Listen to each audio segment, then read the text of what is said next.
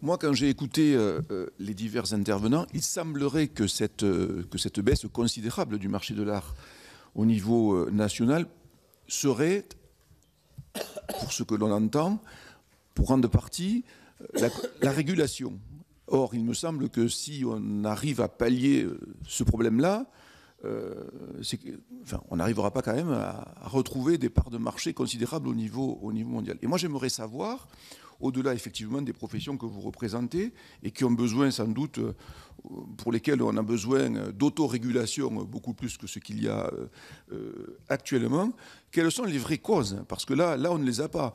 Et c'est vrai qu'on entend parler un petit peu de la maison Drouot, qu'on entend beaucoup parler de Sotheby's et de Christie's, mais qu'en France, hélas, nous n'avons peut-être pas les maisons à la hauteur de ce que l'on peut trouver aux États-Unis ou en Angleterre. Alors, il y a de cela, il y a bien sûr Internet, et puis j'aimerais savoir, lorsque ces maisons d'origine étrangère font des affaires en France, si c'est comptabilisé dans les 6% ou si c'est ailleurs. Parce que derrière ces chiffres-là, je pense que c'est un montant qu'on évoque. Ce n'est pas le nombre de transactions, c'est le montant des transactions, les 6%.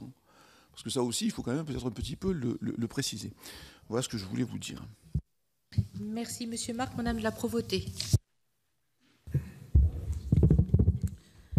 Oui, je vous remercie. Ma question